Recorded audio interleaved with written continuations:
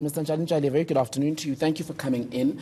We are reading some reports that you've said something to the effect of possibly relooking your position as far as supporting the ANC in the election if things don't change. Is that an accurate description of where you are right now as Cosatu? No, it is not correct. We have heard that one of our provinces, in expressing the frustration, they've indicated that they will go back to the CC, the coming CC, and urge the CC to reconsider that position. But that's not where the Federation is. But you are clearly unhappy about the way this has been done. We had Zingiswa Losi, your president, in over the weekend, who said you were not consulted. This would not be the first time that Labour says it hasn't been consulted on a big government decision. So how far are you willing to go then to make it clear to the government that you will not be ignored as Labour? Look, it depends on terms of what the government want or what is the intention for unbundling of Eskom. So we have made it clear to us that we will engage in any restructuring of a company as huge as Eskom.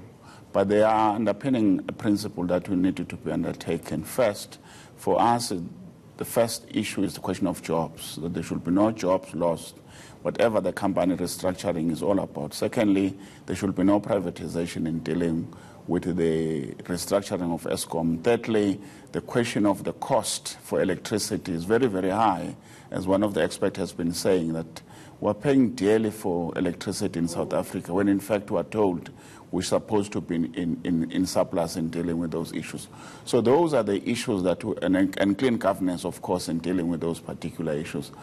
We don't believe that government, in its decision, they've done what they're supposed to do before they come to this conclusion. We think they're just taking a shortcut, trying to resolve an issue that is not about the question of, separating the Eskom to different entity.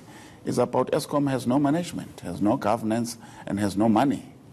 I don't think that's answered my question, though, Mr. Njalinjali, because you still haven't told us just how far you as Cosatu are willing to go to apply pressure on both Eskom and indeed the government. We're going on strike tomorrow. We're going on strike tomorrow in terms of jobs. We're going to go on strikes in future if our demands are not met. That's how we do. We negotiate in boardroom, we give the negotiation a chance. If it fails, we go back to our members and we take a decision to go on strike. But is the Gauteng leadership of your organization not right to say that perhaps one of the things that you would have to do is apply pressure on the ANC-led government by possibly withdrawing support for them come election day? Because if there are indeed job losses that come from this process, these will be your members whom you would have encouraged to vote ANC anyway as we go to the elections. Cosatu is a democratic organization. Whenever we have to take a decision as much as big as this one on strike, you have to consult every member in determining what kind of action you need to take. So we'll not be rushing because we have not been consulted for now. There's a clear indication that demands that we needed to be consulted. The President have assured us they're going to be consulted. The Minister, as we speak now, we've been trying to get a date, whether it's going to be Thursday or Friday, to be consulted, and seriously being consulted on this issue, not to be informed of a decision. If it has to reverse that decision, it must be as a product of those engagements. So we're not taking it lightly, and we're not just sending fake messages to government. It's a serious matter. To us, the first thing should be a guarantee that jobs will not be lost. There will be no privatization. Those are big issues that we need to talk about. And there's what to be clean government, and it's a question of affordability. If all those issues are met, there will be no reason then to say why we'll oppose the question of unbundling. It's not a question of just feel sentimental that it should be, Eskom should remain as it is. It's a question of that what underpin the unbundling. Which comes first for you, Njalinjali? Is it saving jobs or the future of the tripartite alliance with the ANC and SACP? It's saving jobs. We're trade unions. For us, it's about jobs and jobs and jobs. We have already indicated in terms of the alliance that it needed to be reconfigured to work it better. We're engaging in the processes to make it really in terms of not the consultation thereafter, to be consulted in the beginning, and when the government, a ruling party, make the pronouncement, they should have been consulted in this.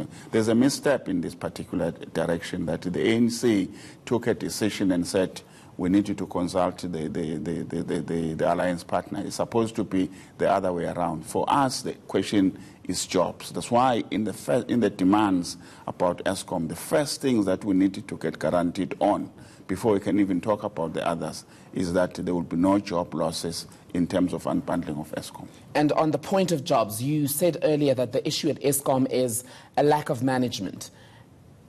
Are you saying then that the current leaders at Eskom should be fired in order for the utility to get back on track?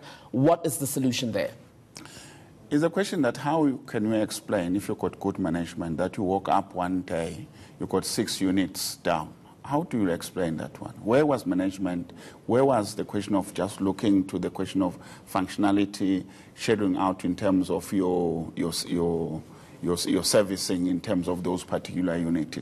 What surprises us most is that normally you had load shedding in winter when the grid is under pressure, not in summer. In summer we're supposed to be getting at a low demand, able to do your maintenance and etc.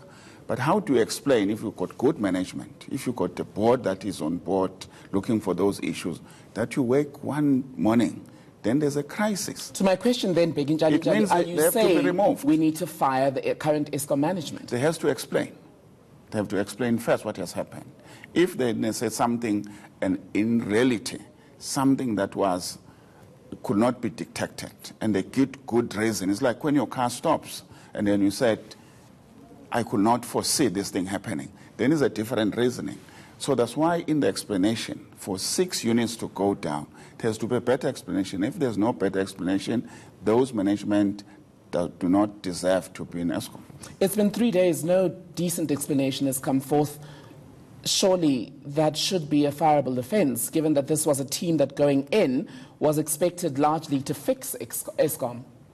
Indeed, our view, when they were appointing some of the people to Eskom, we mentioned some of them that were not happy about them. They were known for cutting jobs somewhere else. We make that publicly, that we're not happy. And then in the constitution of the board, we've been saying labor must be consulted. People with the skills should be consulted in dealing with those issues. So it's not a secret that we're not happy about what is happening in Eskom, both in terms of the board, but as well as in terms of management. There's been an explanation that good management has been paid in Eskom. We've been told that particular issue, that they are trying now to look for people, management with the skills required to drive Eskom forward. Lastly, what we're hearing this afternoon from the likes of the ANC spokesperson Zizi Kodwa is that what's happened with the Eskom in the time between Sunday and today appears to be sabotage. Is Cosatu also of that view? It depends what do they mean by, I can't speak for them. I mean, sabotage. Do you believe that the sudden bout of load shedding was deliberate? I don't believe so. I So don't you think believe. there's a I don't valid believe. reason? I don't believe that people can deliberate to wake out in management and just shout out and cause the economy so much. If anybody got, evidence on that one, we'll be happy to hear that. All right. Beginjali, thank you so much for your time today. Thank you.